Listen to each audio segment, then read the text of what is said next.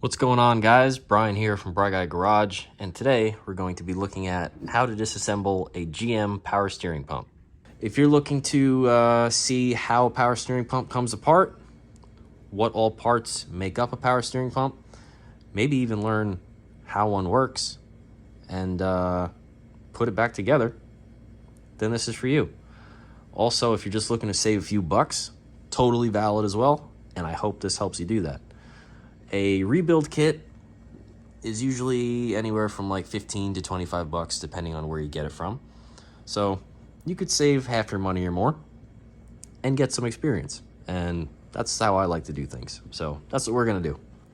Chances are, if you're watching this, your power steering pump probably leaks and you're looking to tear it down to figure out what seal might be dried out or rotten. And that's exactly what was going on with this one. However, I actually have fixed this power steering pump already, and this has been long replaced. This has been sitting around, but I'm going to use it as an example in this video to show you guys all of the parts, all the seals, everything that you might want to know about in case you're looking to rebuild your power steering pump. So there may be a few differences between this pump and yours that you may have already noticed. The bracketry has been removed, as well as the power steering pulley. Also, this one has been pretty much emptied of all fluid already, and it's hard to get these to stand up because of the return line here in the back. So if you're going to be working on this, you're probably going to have to put this in an oil pan and work in the oil pan because the power steering fluid gets everywhere, and I'm not kidding. So be ready for that. So you'll need a power steering pump puller to get the pulley off. And then once you pull that off, you'll have access to the bolts that are holding any bracketry on in the front, as you see here. And then you should be left with a pump that looks pretty similar to mine. With the front side of the power steering pump pretty much bare, we can go ahead and turn it around to the back side. And in my case here, I have two studs, and we have where the pressure line gets threaded into here. So in order to get the pump out of the front, out of this reservoir, we're going to need to remove all of these first because these actually thread into the pump itself. So we can't knock the pump out until we get these out. By the way, if you're looking for a repair kit, this is the one that was for my power steering pump specifically. Find where the number is there for you. 7910 Edelmann. Don't just take my word for it though. Go on Rock Auto or something like that, put in your vehicle information and see which kit is for your pump.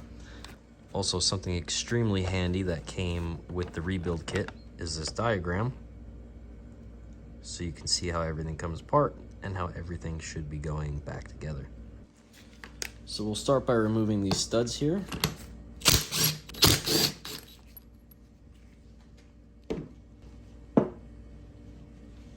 And with the studs out, we can remove the pressure union down here.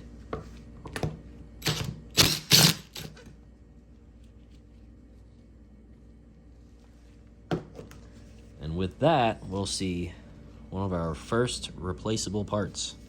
On this pressure union here, we have an O-ring. So keep this aside. When you go through your rebuild kit, you're gonna find one to match it. So next, we're gonna use the two bolt holes where those studs were in to knock the pump out of the front of the reservoir. So in my case here, the studs that I have, they're kind of short, and we also need to use these for reinstallation when we put it back on the car. So I'm almost positive that that's 3/8 16 thread there. So I'm gonna go find a 3/8 16 bolt, well, 2 bolts, and then we're gonna thread them in the back and use those to knock the pump out. All right, so I got two kind of absurdly large 3/8 bolts here that we're gonna use, but this will get the job done.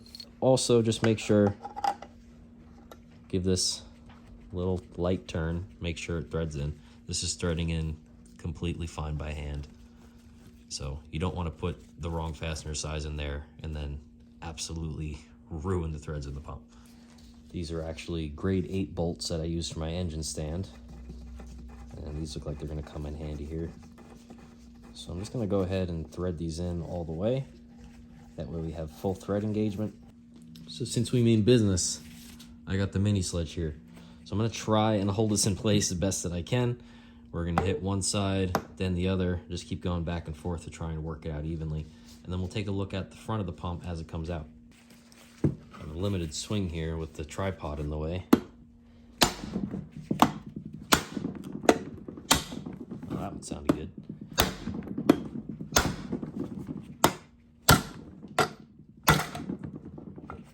That came right out. You can see that the pump is now coming out of the reservoir, or well, it has come out of the reservoir. So let's keep this flipped over like this for a second, and let's go ahead and get these bolts back out. So with the bolts removed, we can go ahead and sit the pump upright, hold the reservoir, and we can go ahead and just pull the pump straight out of the reservoir.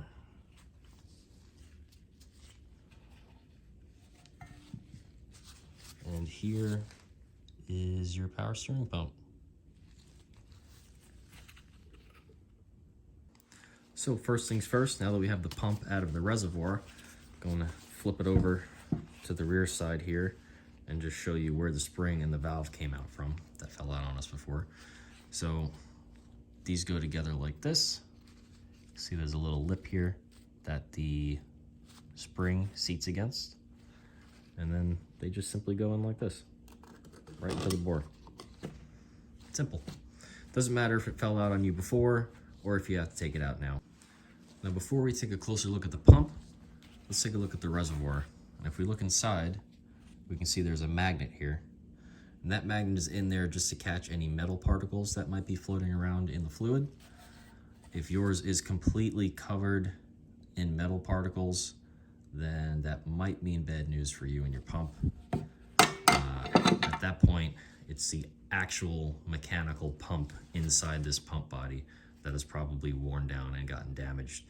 And at that point, if you had if you have purchased a rebuild kit, it doesn't actually contain the pump itself. So if you're still looking to rebuild your pump on your own, you're probably going to surpass the cost of getting a rebuilt one. And as much as I like fixing things and taking them apart, at that point it would be cost effective to just get a rebuilt pump. However, if you still want to take it apart and learn and figure it out, by all means, go ahead, more power to you. But again, if you see a lot of metal in here, be wary, especially if it was groaning. If the pump was groaning a lot beforehand, even with the proper fluid level, chances are the pump itself is actually worn out. So with that out of the way, we can take a closer look at the rear of the pump body here. And we're also going to take a look at the rear of the reservoir, and you'll probably see where we were at before when we were taking the stud and the pressure union out.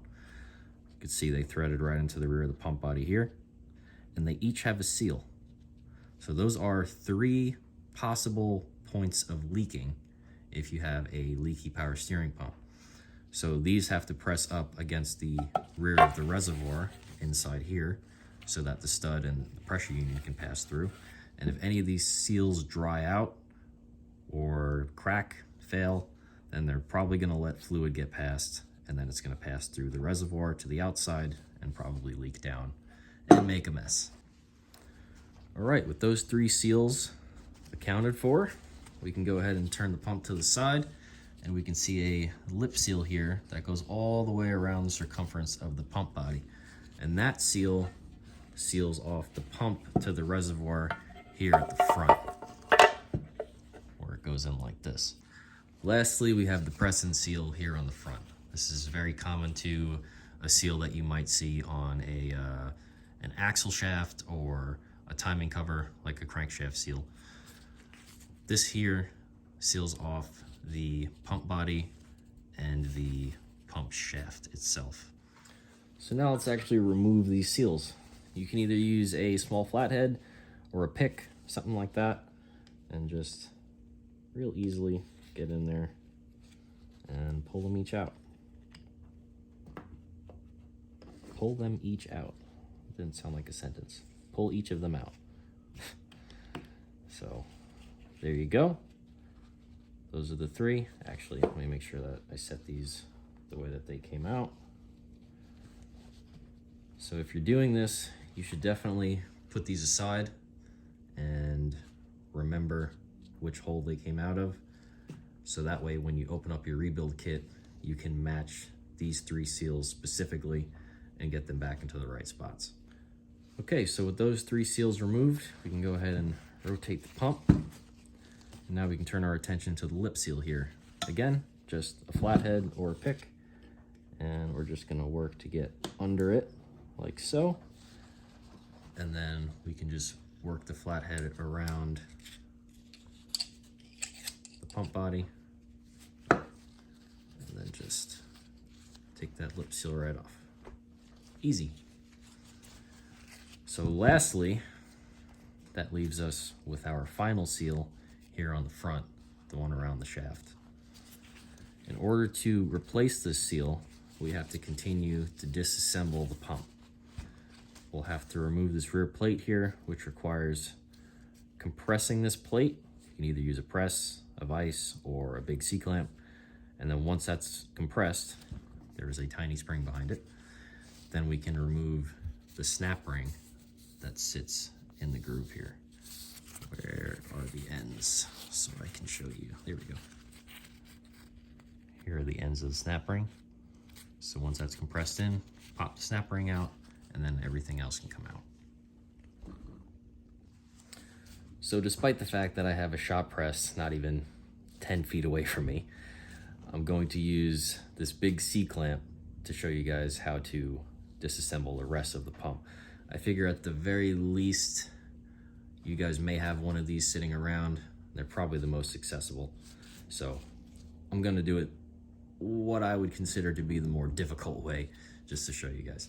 So if we take a look here, we can see that I have the C-clamp smack dab right in the center of that plate, because if this is slightly off, it's going to put more pressure on one side than the other, and it's probably going to prevent you from removing the snap ring in that one area that kind of gets pinched.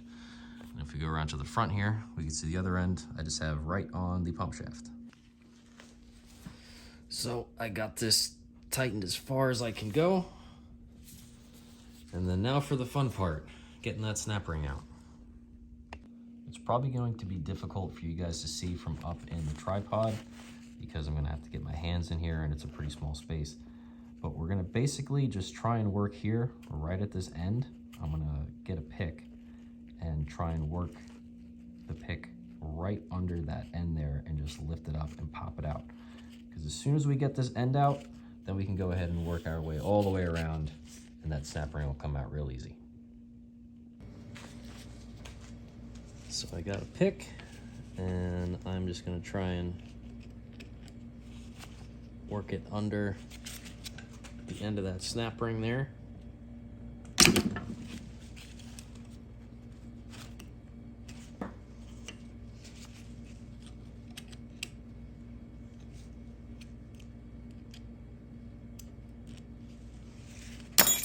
Yep, there we go. Nice and easy. Okay, so I feel like I just got very lucky with how easy that came out. But this is an older style snap ring, and it just sits in there with pressure. Just the outwards pressure that it creates just from the ring itself. So we can go ahead and set the snap ring aside. Now we can come back to the pump, and I'm going to slowly start to release this C-clamp.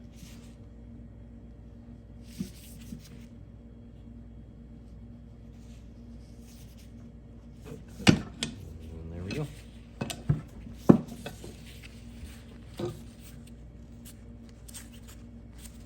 It's slightly stuck, but it shouldn't be a problem. Now is a good time to say, don't turn this upside down. Keep this, I would say keep this upright like this as you pull it apart. I'm gonna keep it right here on its side and just be careful just so I can show you guys what we're gonna be dealing with. So we can remove this retainer plate here. Take that off. And here we can see the spring that I mentioned. It's a tapered spring, so it goes in like this. And we can see in here as well, this piece has a groove here in the center, circular groove that the spring is seated in. So when we put it back together, we know that this groove has to face up and out.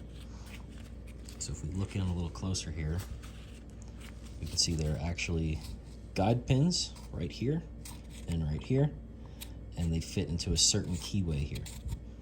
So now we can go ahead and take this part out next. I'm just gonna grab a magnet here, just go right in the center and pull that straight out like so. So again, circular groove is for the spring that faces out. This will face down into the pump body towards the pump. Set that aside. If we take a closer look here inside the pump, we can see more of those guide pins. There are 2 of them, and obviously they're passing through 2 holes in this outer ring here. But there are also an additional 2 empty holes here. And if I'm correct, it looks like these guide pins are smaller than the unused holes. So these guide pins will go back into the smaller of the 2 holes, and the larger of the 2 will remain unused. Also, while we're looking in here, we can actually see the pump itself and the pump vanes, if this will focus. So we're not going to want to use a magnet now because we'll end up pulling all these vanes out, as well as if you turn this upside down, they'll all fall out. If you've ever done a rear differential before, or a U-joint, it's kind of similar to having those needle bearings fall all over the place. If they do fall out, you can just take a look at them and put them back in. It's not the end of the world, but try to keep them in there. Before I do anything else, this pump is not going to come out yet because on the shaft here, we have this key. So we need to remove this key first in order to remove the shaft.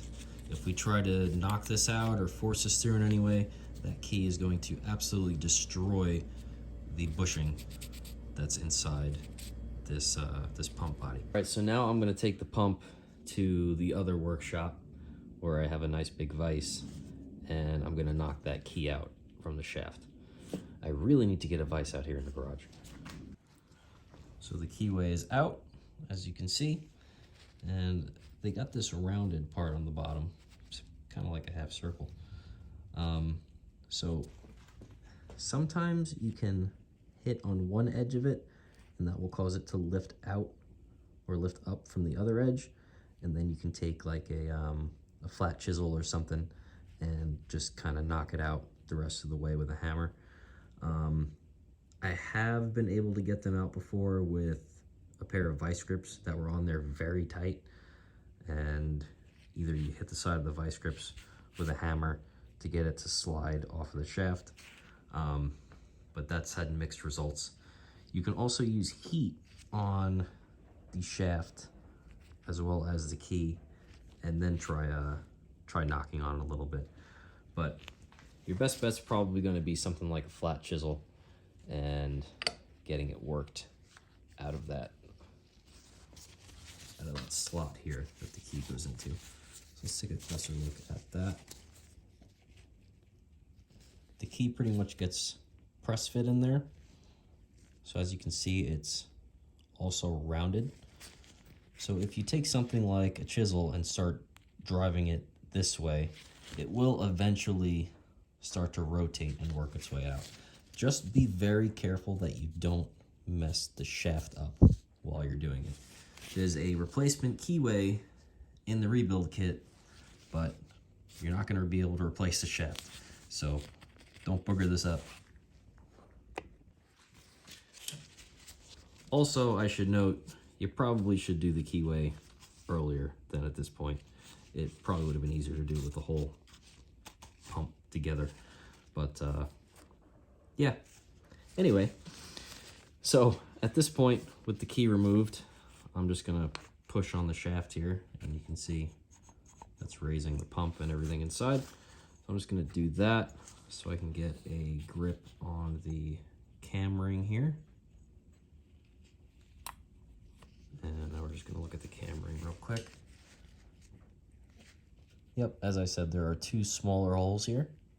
Those are the ones that were being used in this pump. Are there any marks on the, yep. Okay, so these marks right here face down towards the front of the pump, towards the shaft. So go ahead and put that aside. And now we're left with the pump itself and the two guide pins that are in there. So again, stuff blowing around outside. Pretty windy. Just pushed on the shaft there to get it up and out. And here is the pump.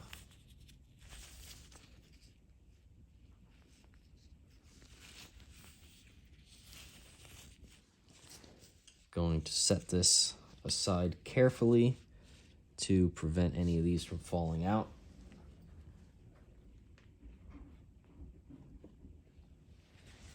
Okay, now we can bring our attention back to the pump body, and we're just going to reach in there, pull these pins out. That's one, and two. If we take a look, there are only two holes for them to go into, so can't mess that up. Now with the pump body completely empty, we can see two seals here inside. There is one here and one there. So we're just going to use the pick to work those out.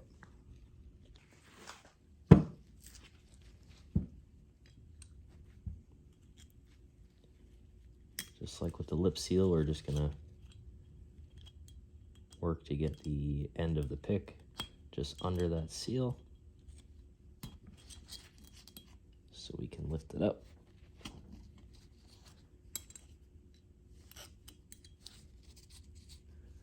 And pull it out. So there's one.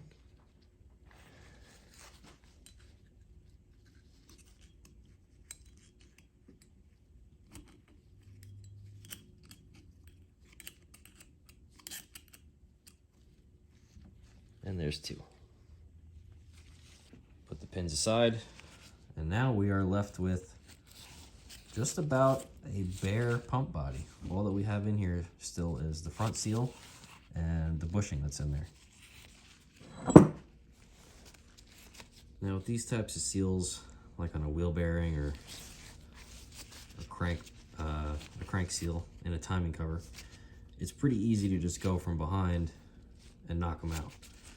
But in this case, we have the bushing that's in here, and that pretty much goes right up to the back side of this seal.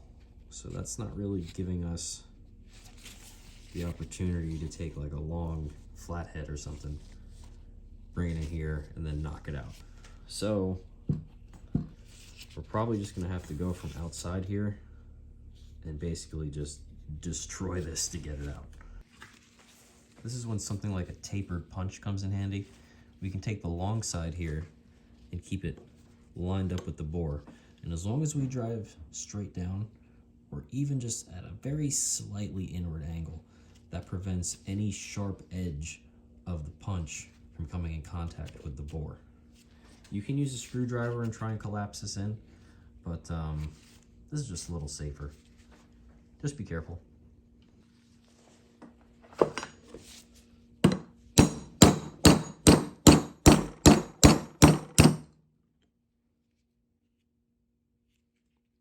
Yep, that definitely went right through that. Okay, let's turn it a little bit.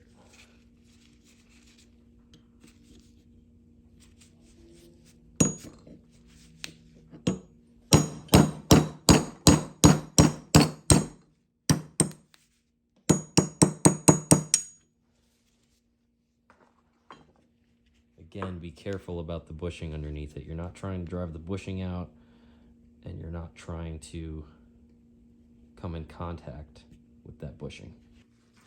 With that collapse inwards a little bit, I want to see if I can manage to get this pair of pump pliers on the edge. Ah, there we go. And there's the seal. So this is where the seal gets knocked down into. They basically just get knocked flush with the edge of the body when they get knocked back in. And now we can also see the bushing. Very thin piece of metal. And there's a notch here on this side. And there's a notch down there as well. Now, to get that out, you could also use that same tapered chisel, and you would make sure to just keep this longer edge, which is not sharp, down in there in that notch. And then you continue to hit it down the bore and knock it out. Additionally, you can use something like a bearing driver. If you have a socket that just so happens to fit the bushing, that it will sit on the lip of the bushing and actually knock it through, you can do that too. But let's see what we got. So I have a 9/16 deep impact socket here, and it looks like it's sitting just on that lip of the bushing. So we're going to try and use this to drive that bushing out. But before we attempt that, let's just take another quick look here. From the front side of the pump body, that bushing is ever so slightly shy of that lip. And if we look in from the back, that's pretty much flush with the pump body here. So I would have to guess this was probably driven in this way until flush. So I'm going to go from this way and drive it back out. All right, so I'm going to use an extension here as sort of a handle. It's also what I'm going to be striking.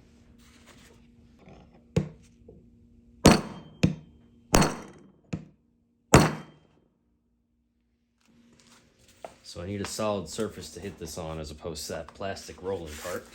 So have it on the floor and with a piece of cardboard so that the machine face on the back side doesn't get damaged by the concrete here.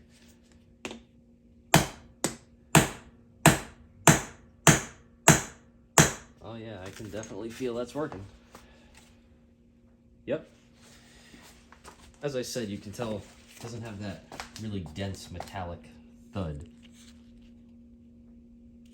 as you're striking it, and you can feel the bushing giving some well, having some give. So I'll just continue to drive that out.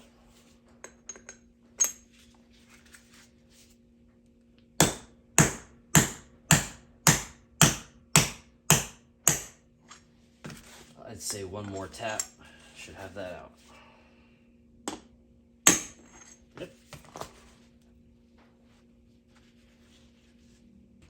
Now let's take a closer look at this bushing. And you see that kind of spiraling groove? It runs all the way through the bushing. That's by design. That is basically an oil passage. That's so the fluid can flow all the way through the bushing and actually make it from one end to the other and keep the shaft lubricated. However, there are definitely some nasty scratches in here, which I already knew. But yeah, if yours looks anything like this, or if you can run your finger in it and feel a whole bunch of gouges and valleys basically, you're probably not going to want to use this. Now we take a closer look at the bore here and the pump body that we just drove the bushing out of. And after feeling around with my finger, it's nice and smooth, and I'm not seeing any deep or nasty scratches, which there really shouldn't be unless I went a little sideways with one of those tools, or somebody has been in here and has replaced that bushing before and wasn't very careful. So the bushing did its job and took the abuse, and the bore in the pump is still perfect. So there we have it, a completely bare pump body. So at this point, we're ready to clean and start reassembly. So very simple, we're just gonna go in reverse order and starting with the new bushing. If we take a look inside, we can see that spiral oil groove once again. Nice and clean. Let's get this knocked in. So we're back to the concrete floor because all of my workbenches are full of stuff.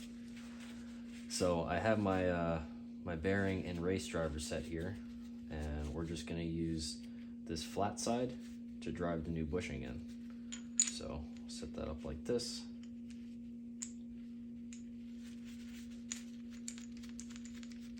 Get that bolt in there, which holds the die into the handle. And if we turn our attention to the pump body, we can see I already have the bushing just pressed in slightly just by hand and centered. So with that in there like that, we can go ahead and take this. You can even use a block of wood to do this, by the way. You don't need a driver's set. Again, just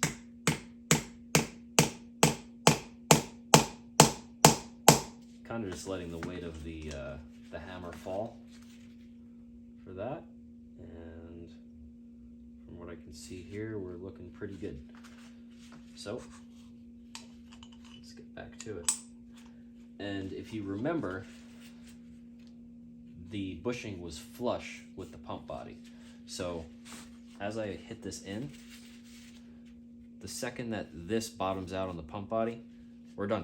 I don't have to worry about keeping an eye on how far in I'm driving it or anything like that. That's why I'm driving it in from this side.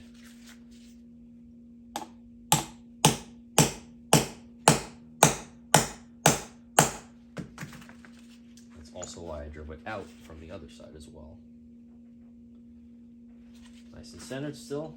So actually, do you remember earlier when I picked out that socket and I said if it was slightly too big, we were gonna hear the sound of the socket hitting the metal of the pump body? Well, that same thing's gonna happen here once this bottoms out, because this is gonna stop coming in contact with the bushing and it's gonna come in contact with the pump body. And we'll actually be able to hear when that happens. So let's listen and see if you can hear the difference.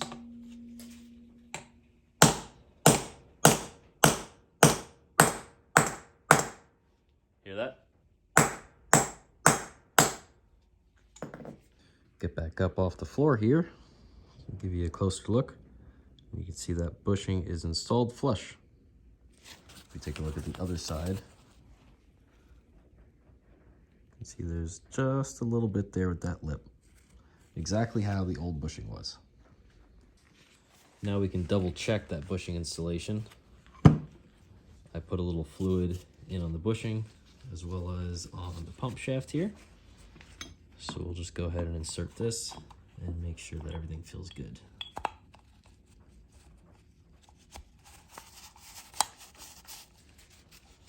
Right in there. Rotates nice and smoothly.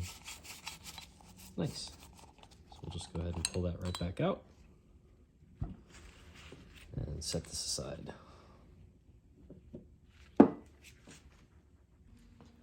Okay, so now that the bushing is installed, now is when we would go ahead and install the new front seal.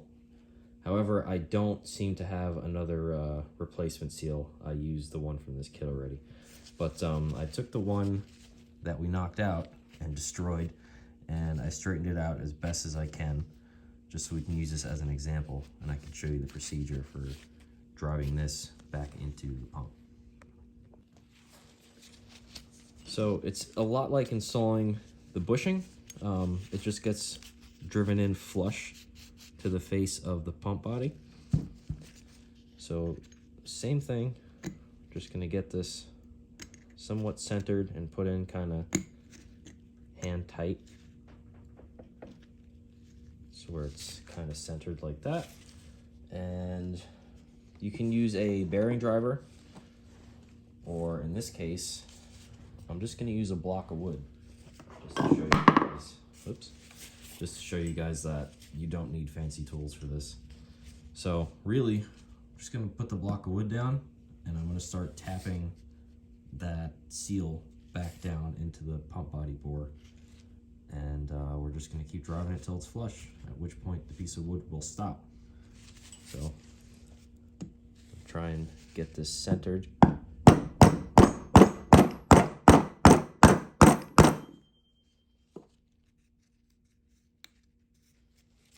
And even on this plastic bench here, we can see that it has started to go in. And it's actually almost flush already. Now this one's gonna go in a little easier.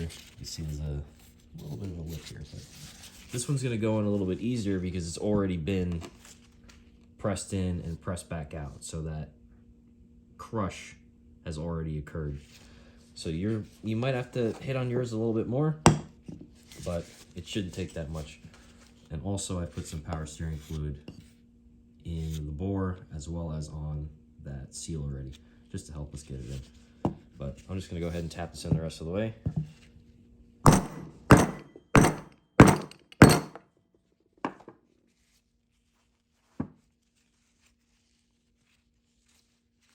Take a look. You can see that's pretty much nice and flush, aside from the areas of it that I've damaged. Some of you might be thinking that I'm crazy for driving this nasty seal back into the pump, but this pump is never going to be used again. This is just one that's been sitting on the shelf, and really it's for demonstration purposes only at this point. So as long as it's getting the procedure across for how to actually rebuild the pump itself, then it's done its job. So this will not be placed into service. So don't think I'm too crazy for putting that seal back in. So now with the bushing and the seal installed, we can come back here to the empty pump body, and we're going to start off by getting those two seals back in. So these seals have been soaked in some power steering fluid, and we're just going to work this down into the pump body to that second groove.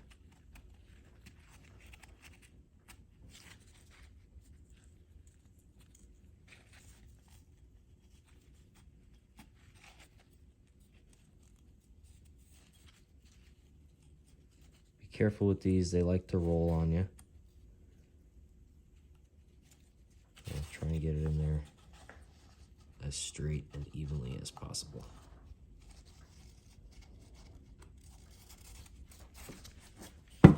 Just go around, make sure you have it seated in the groove, like so. And now we're going to do the last one here on the top. Both seals have been reinstalled and they're lubricated with fluid.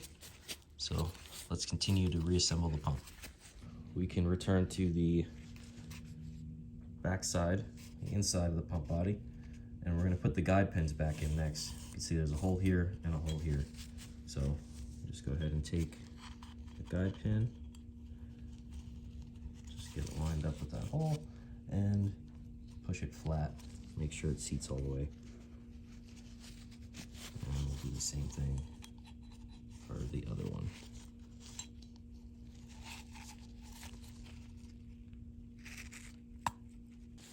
Now we can come back to the pump itself, and I've got some fluid on the pump shaft as well as in the bushing.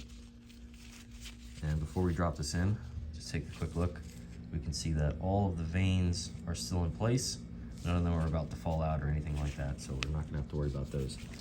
There's a hole on each side here. That's just going to slide over the guide pins and locate the pump. So we can just start dropping the pump in there and lining up those guide pins, which look good. So now I'm gonna go ahead and push this in the rest of the way.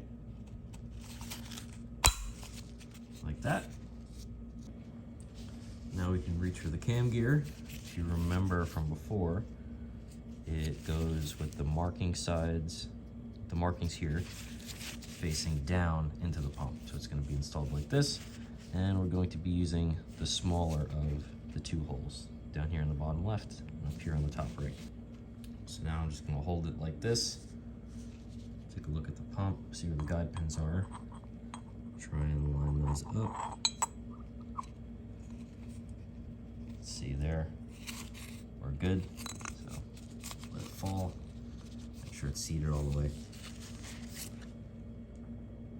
Let's take a closer look inside the pump to get an idea of how it works. This is a sliding vane style pump, and that these vanes here actually slide in and out of their respective spots here on the pump. And if we take a look, we can see that this cam gear is shaped kind of like an egg. There's a larger cavity down here, then it tightens up, and then it becomes large and open again up here. Now, as engine speed spins the shaft, spins the pulley, which spins the shaft, and rotates this oil pump, centrifugal force as well as some pressure causes these vanes to actually slide out into the cam gear, and fluid comes in into these expanded cavities. The vanes slide outwards, and then it traps fluid in between each vane as it carries it around to the outlet. So these will actually slide out down here, then they'll be pushed back into their places where the cavity tightens up here, and they slide out again where the cavity is expanded once again up here. So that is basically what is moving your power steering fluid as well as creating pressure.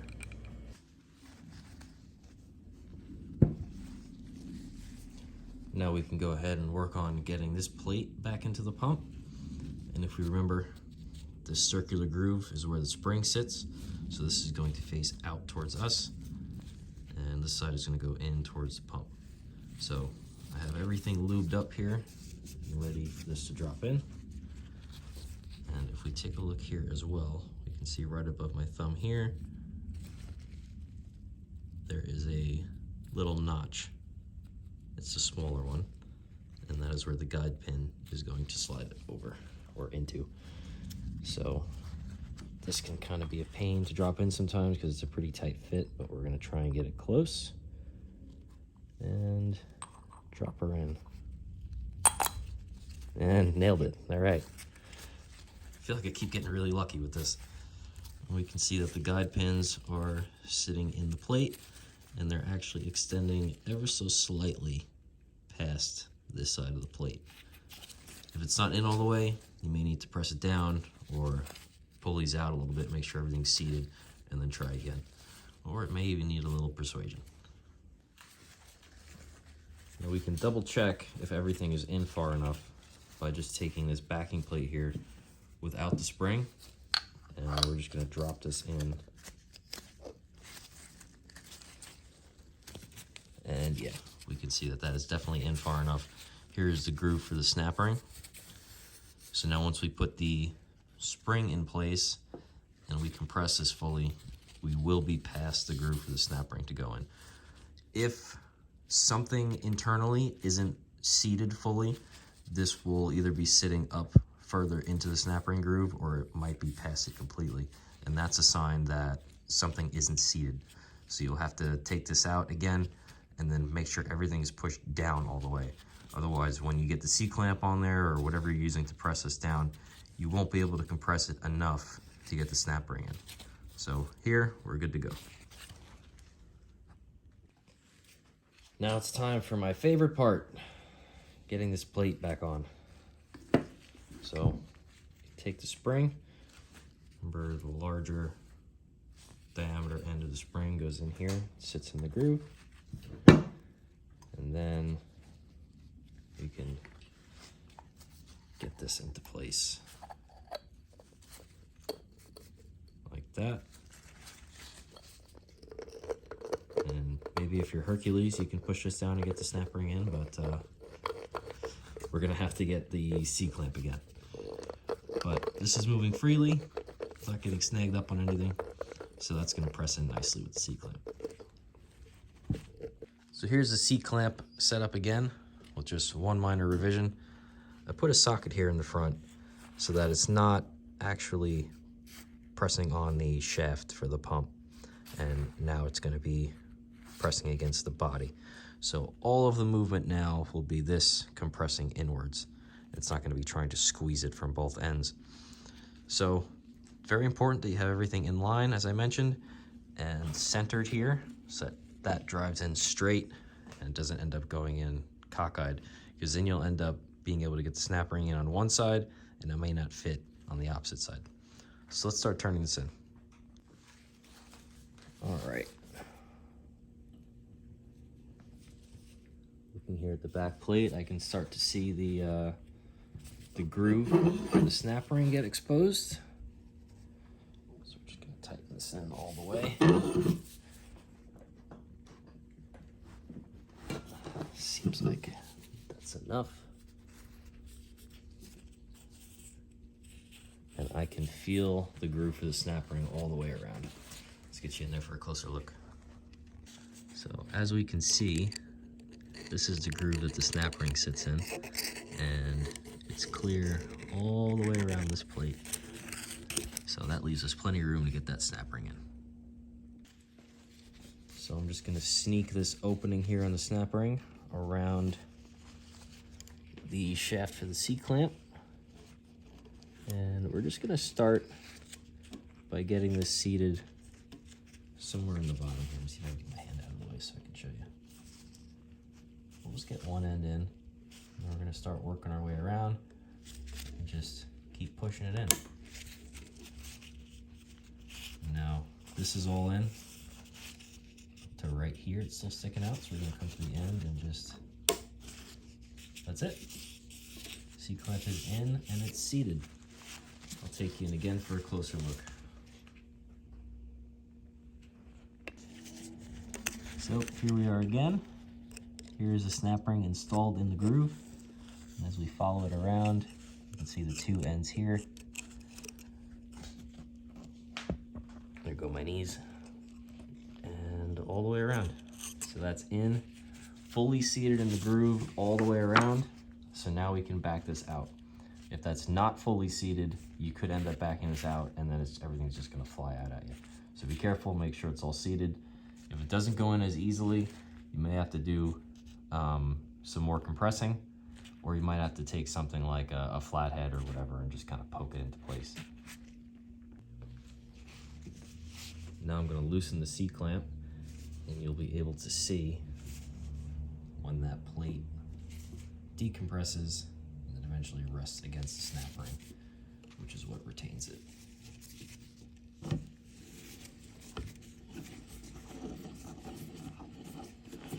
There we go. As we saw before, the snap ring is fully seated in its groove all the way around.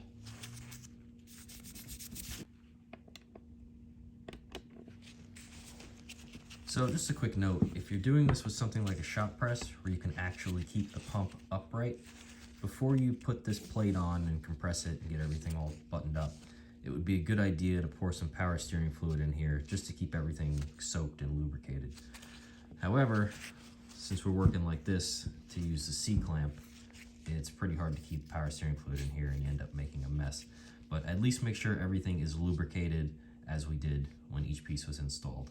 That will be good enough. You don't want it to be dry so that when you first start the engine, this pump is turning with absolutely no liquid in there.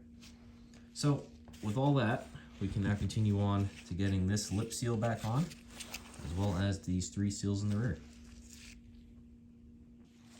So give this lip seal a good coating of power steering fluid, and then we can start to work it back onto the pump body. And we'll just start in one spot and just start working it around into the groove.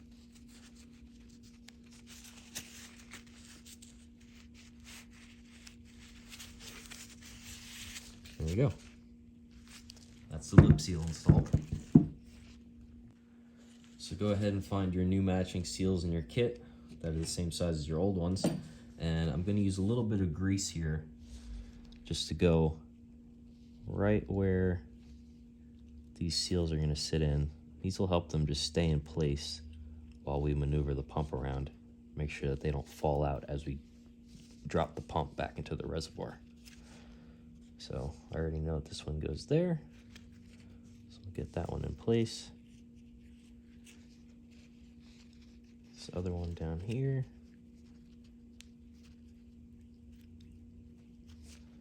As well as this final one here for the pressure union.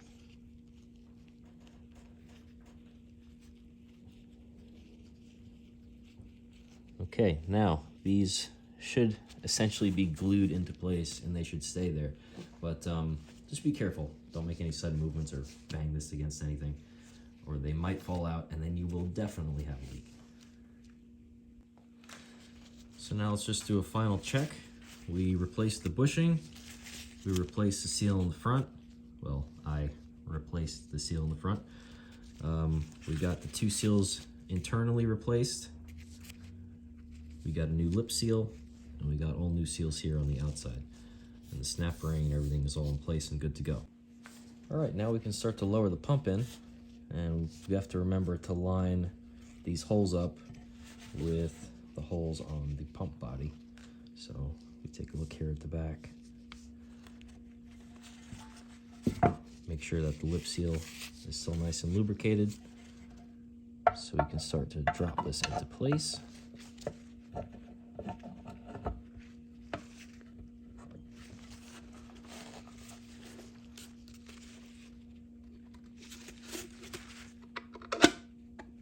There we go. Now let's take a look at the back. You can see we're just a little bit off here on these, so we'll just rotate the pump body a little bit and the reservoir until they're about lined up. So with everything lined up, we can see here that the pump is still outside of the reservoir just a little bit. That still needs to get pulled in. And what we're going to do for that, careful moving this, make sure it doesn't rotate on you. We're going to grab 2 studs that go through the back, and these are going to serve 2 purposes here. It's going to keep the those holes from rotating on us and us losing our clock position, and we're also going to use these to pull the pump back into place. So just thread those in a little bit. And we're going to grab a socket, and we're going to tighten these just a little bit at a time evenly.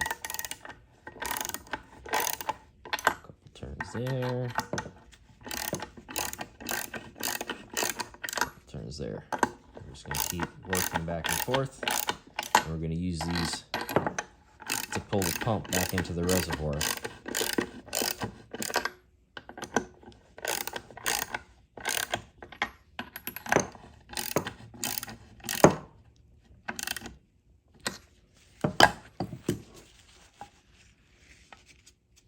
Take a look from the front, we can see that the pump has seated into the reservoir.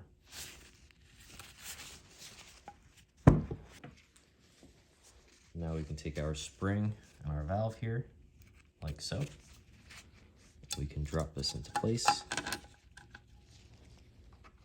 And additionally, grab our pressure union. And don't forget, there is an O-ring on this. So if you haven't replaced this already, take this off, match it to one in your kit, and get a new one on there with a thin coating of power steering fluid. And then back in it goes. You're gonna have to press it a little bit to overcome that spring, and then just start to turn it and get it threaded in. So now with all 3 of these finger tight, I'm gonna go ahead and grab a socket and tighten these up. I'm gonna do this by hand instead of with the impact because I want to feel how tight they actually are. Snug, and then just a little something. Just until you get a nice crack in your back.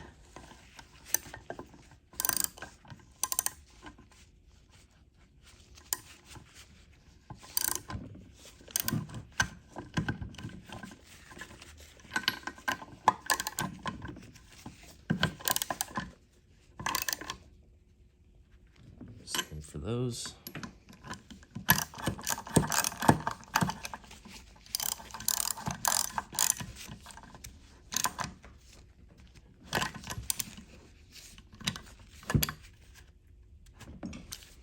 Okay. Now there's one thing left. Who remembers? You? Anybody? The key. So you got to get this key back in so that it can locate into the keyway on the crank pulley, on your power steering pump pulley, so that that will stay in its appropriate position. So we're just going to start by getting this in there by hand, somewhat snug. So just start by getting this in there by hand. And now I'm going to grab a pair of pump pliers, channel locks, and squeeze this down into place. So I've got a shop rag on the bottom jaw here so I don't scratch up the shaft. And we're just going to squeeze and get that keyway pressed in.